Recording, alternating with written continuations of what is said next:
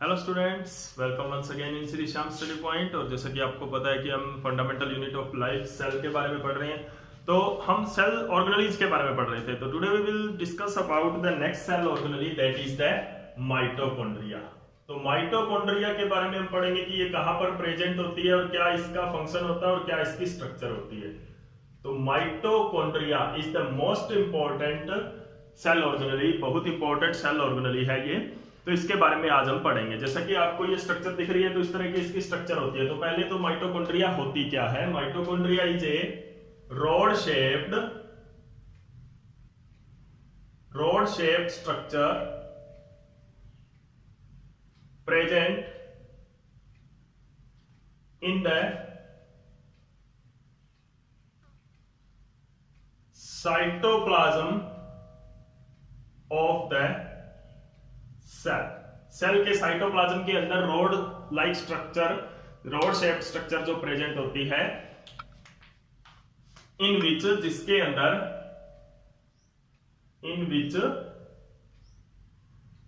Aerobic respiration takes place. Aerobic respiration takes place यानी कि जिसके अंदर एरोबिक रेस्पिरेशन होती है। एक rod shape structure cell cytoplasm के अंदर होती है जिसके अंदर एरोबिक रेस्पिरेशन होती है, ऐसी स्ट्रक्चर को हम माइटोकॉन्ड्रिया बोलते हैं। ठीक है, तो अब देखो इसके अंदर जो स्ट्रक्चर ऑफ माइटोकॉन्ड्रिया है वो किस तरह से है। Structure of mitochondria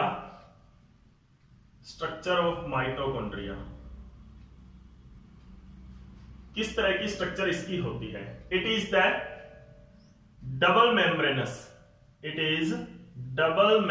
structure, it is double membranous organelle. Two membrane होती है इसकी, एक होती है outer membrane and one is the inner membrane.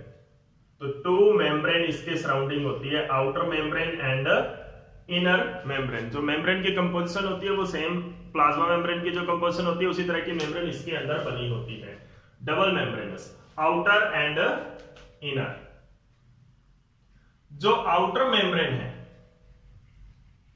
वो तो प्रोटेक्टिव मेम्ब्रेन होती है जो इसको प्रोटेक्ट करती है। It is protective layer, it is a protective layer, protective membrane surround the mitochondria. Okay, but the inner one जो है, इनर मेम्ब्रेन है, वो क्या है। It has the infoldings, it has the infoldings,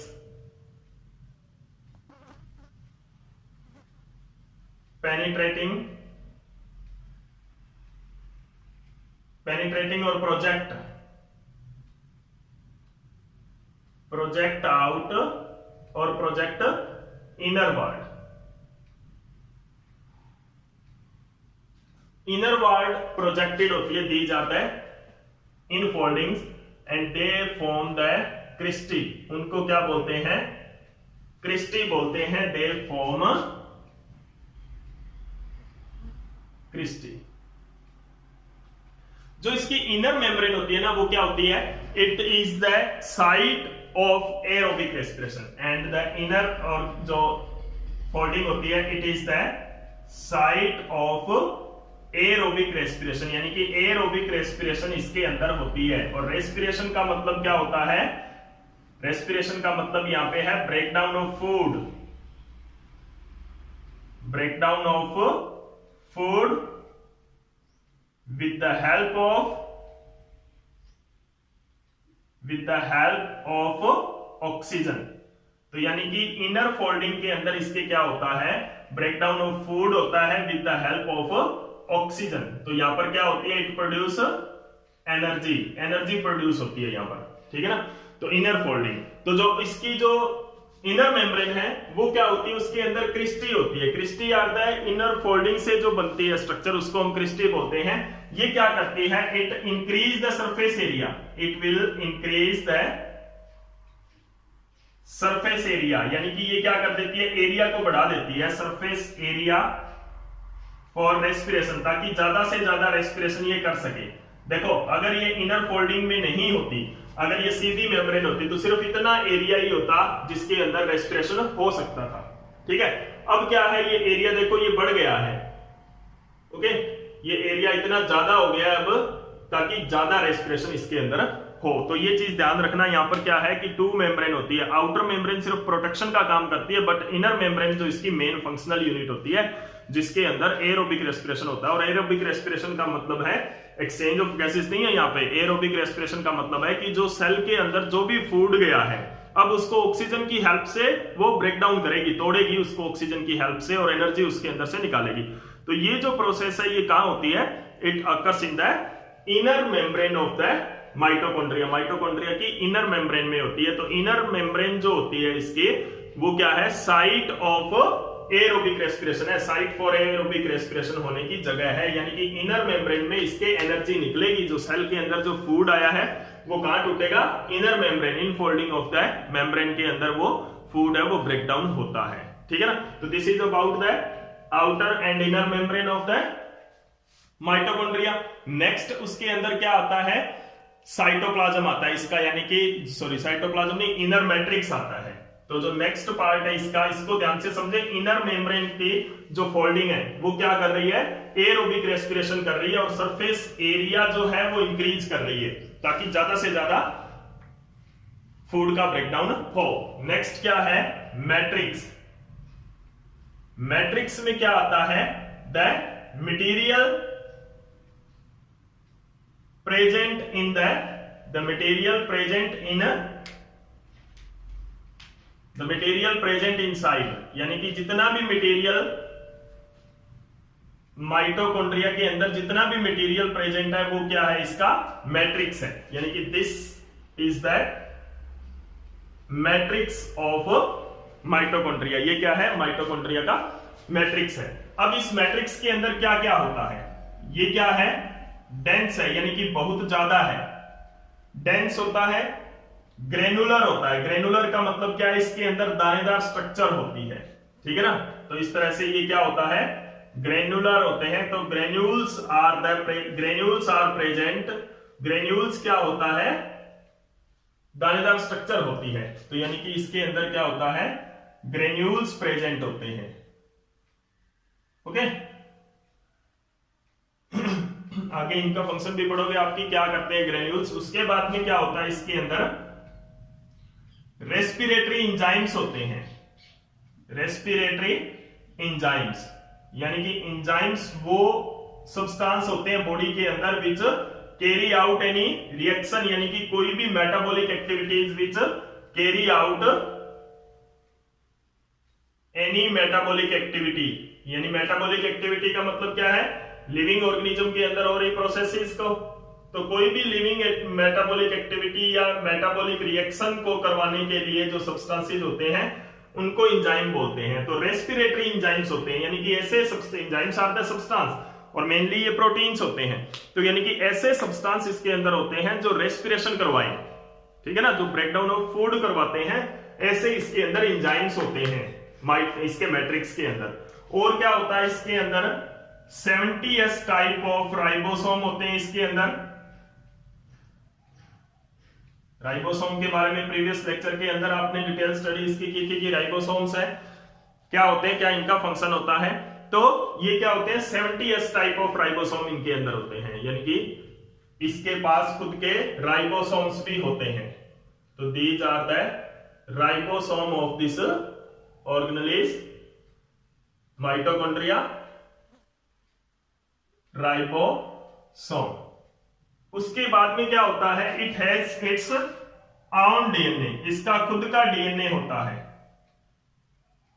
इसका खुद का डीएनए होता है। डीएनए क्या होता है, DNA is the molecule, biomolecule है एक। बायोमोलिक्यूल इसलिए है, बायो मतलब लिविंग थिंग और मॉलिक्यूल मतलब मॉलिक्यूल, जो लिविंग थिंग के अंदर मॉलिक्यूल है बायोमोलिक्यूल है।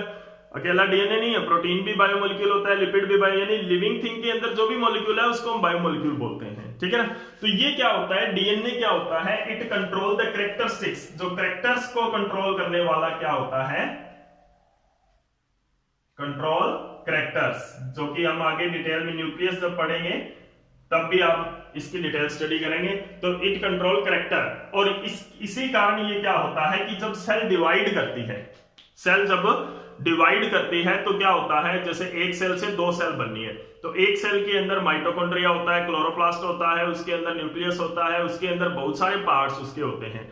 अगर एक सेल से हमें दो सेल बनानी है तो हमें वो पार्ट्स भी तो डबल चाहिए। क्लियर है कि नहीं? मान लो माइटोकॉन्ड्रिया का नंबर वैसे तो बहुत होता है सेल के अंदर, यानी एक से ज्यादा होता है, लेकिन मान लो कि एक सेल के अंदर एक माइटोकॉन्ड्रिया है, यानी कि एक ऐसी सेल है जिसके अंदर सिर्फ सिंगल माइटोकॉन्ड्रिया है। अब उस सेल ने डिवाइड करना है तो वो कैसे करेगी? वो माइटोकॉन्ड्रिया किसके पास जाएगा? और जिस सेल के पास माइटोकॉन्ड्रिया नहीं जाएगा वो रेस्पिरेशन कैसे करेगी? तो अब वहां पे क्या होता है कि जो सेल है वो डिवाइड करने से पहले अपने अंदर जितना भी मटेरियल होता है उसको डबल अप कर लेती है, यानी कि उसको डबल कर देती है, कॉपी कर देती है, उसकी कॉपी और बना लेती है, ताकि जब सेल एक सेल से टू सेल के अंदर डिवाइड हो, एक सेल से दो सेल जब बनती है तो वो आधा आधा मटेरियल उनके पास आ जाता है। अंडरस्टैंड? तो अभी क्या होता है कि जो माइटोकॉन्ड्रिया है, it is a semi autonomous organelle, it is a semi autonomous organelle. Semi autonomous organelle होती है, मोस्ट इंपॉर्टेंट पॉइंट है ये ध्यान रखना, semi autonomous in nature. Semi autonomous का मतलब क्या होता है? इट कैन कॉपी इटसेल्फ, ये अपने आप को कॉपी कर सकती है during cell division. Cell division के दौरान ये अपने आप को कॉपी कर सकती है, तो यानी कि इसीलिए इसको सेमी ऑटोनोमस बोलते हैं, यानी कि ये अपनी आपकी एक और कॉपी बना सकती है, एक माइटोकॉन्ड्रिया से एक और माइटोकॉन्ड्रिया बन सकती है। तो जब सेल डिवाइड करती है तो एक माइटोकॉन्ड्रिया से दूसरी माइटोकॉन्ड्रिया बन जाती है, और वो किस वजह से होता है? And this is due to, क्यों? Due to its on DNA, क्योंकि इसका खुद का डीएनए होता है, इसीलिए अपने आप को कॉपी कर लेती है। क्योंकि जो कैरेक्टर्स इसके अंदर होने हैं, जो फीचर्स, जो चीजें इनके अंदर, जो मटेरियल इनके अंदर होना है, उसकी सारी की सारी इंफॉर्मेशन इस डीएनए के अंदर प्रेजेंट है। तो ये जो डीएनए है इसके अंदर इसकी सारी इंफॉर्मेशन प्रेजेंट है। तो ये क्या है? इसका खुद का डीएनए होता है, तो इसलिए इसको एक फायदा होता है कि ये अपने आप की एक कॉपी बना के छोड़ सकती है सेल के अंदर। अंडरस्टैंड? तो ऐसी ऑर्गेनेली जो अपने आप की एक कॉपी बना सकता है, अपने आप को कॉपी कर सकती है, यानी कि मल्टीपल नंबर में बन सकती है, वो क्या होती है? सेमी ऑटोनोमस ऑर्गेनेली होती है। ध्यान रखना, सेमी ऑटोनोमस ऑर्गेनेली कौन सी होती है? कि the organelle which is it's own DNA, खुद का आरएनए डीएनए हो जिसका, और विच कैन कॉपी इटसेल्फ, अपने आप को जो कॉपी कर सकती है, वैसी ऑर्गेनेली को सेमी ऑटोनोमस ऑर्गेनेली बोलते हैं। तो this is the matrix of the mitochondria. ये क्या है? माइटोकॉन्ड्रिया का मैट्रिक्स है। तो यहां पर मेन पॉइंट ये ध्यान रखना है आपने कि क्या क्या चीजें इसके अंदर होती है। डेंस साइटोप्लाज्म होता है जो कि ग्रेनुलर होता है, जिसके अंदर ग्रेन्यूल्स प्रेजेंट होते हैं, उनको हम ग्रेनुलर बोलते हैं। और ग्रेन्यूल्स क्या होते हैं? छोटे छोटे दानों की तरह स्ट्रक्चर्स होती हैं, ग्रेन्स लाइक स्ट्रक्चर। उसके बाद में इसके अंदर रेस्पिरेटरी एंजाइम्स होते हैं, यानी कि ऐसे सब्सटेंस होते हैं जो रेस्पिरेशन प्रोसेस को करवाते हो। ठीक है? उसके बाद में क्या होता है? इसका खुद का आरएनए डीएनए और खुद के राइबोसोम्स होते हैं, और 70s टाइप ऑफ राइबोसोम इसके अंदर पाए जाते हैं। ये जो सेल, और this is the matrix and structure of the mitochondria. Mitochondria का मैट्रिक्स और स्ट्रक्चर है। अब ये प्रेजेंट कहां पे होती है और कितने नंबर होते हैं इसके, उस चीज को हम पढ़ते हैं। द नंबर एंड प्रेजेंट, ये साइटोप्लाज्म में होती है। कौन कौन सी सेल के अंदर ये प्रेजेंट होती है? It is present in all eukaryotic cell, सारी यूकैरियोटिक सेल के अंदर ये प्रेजेंट होती है। ठीक है ना? And absent in prokaryotic, absent in prokaryotic. सीधी सी एक बात याद रखना, अपने दिमाग में डाल लो कि जो भी यूकैरियोटिक सेल, जो प्रोकैरियोटिक सेल होती है, उसके अंदर कोई सेल ऑर्गेनेली नहीं होती है, कोई भी सेल ऑर्गेनेली उसमें नहीं होती है। ठीक है? उसके बाद में क्या है कि ये नंबर इसका क्या है? नंबर यानी कि किस सेल में कितनी माइटोकॉन्ड्रिया होती है, इट वेरीज। जो सेल, जिस टिश्यू की सेल जो है वो ज्यादा हार्डवर्किंग है, यानी कि बॉडी के अंदर ज्यादा हार्डवर्किंग है, उसके अंदर ज्यादा माइटोकॉन्ड्रिया होगा, क्योंकि उसको ज्यादा एनर्जी चाहिए, तो वो ज्यादा फूड को ब्रेक डाउन करेगी, तो ज्यादा माइटोकॉन्ड्रिया होगी। क्लियर है कि नहीं? तो यानी कि क्या है कि द सेल्स ऑफ मसल्स की जो सेल्स होती हैं has large number of mitochondria, large number of mitochondria. Why? Because जो मसल्स हैं वो उनको क्या करना होता है, बहुत ज्यादा एनर्जी की रिक्वायरमेंट होती है, and their numbers depends upon the energy requirement of the cell. तो यानी कि यहां पर एक चीज और लिख लो कि देयर नंबर, जो इनके नंबर हैं, देयर नंबर डिपेंड्स अपॉन, किसके ऊपर डिपेंड्स कर रहे हैं, depends upon the cell activity, cell की एक्टिविटी की सेल कितनी एक्टिव है, और एनर्जी रिक्वायरमेंट कितनी है सेल की। जितनी ज्यादा एनर्जी रिक्वायरमेंट होगी कोई सेल की, जितनी ज्यादा एनर्जी किसी सेल को चाहिए फंक्शन करने के लिए, उतनी ज्यादा माइटोकॉन्ड्रिया उसके अंदर प्रेजेंट होती है। क्लियर है? तो अभी इसके बाद में क्या है कि दिस इज द नंबर जो है माइटोकॉन्ड्रिया का है, अलग अलग सेल के अंदर अलग अलग नंबर में ये होती है according to their energy requirement. अभी क्या है, इसका जो फंक्शन है, द मेन फंक्शन इसका जो है वो क्या है, जो फंक्शन इसका है, क्योंकि माइटोकॉन्ड्रिया है वो एक power house of the cell है, सेल की पावर हाउस है।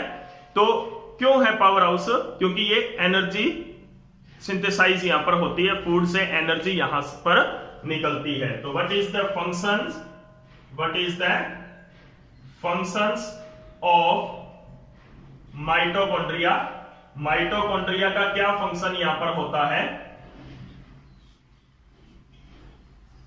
तो it produce, it is the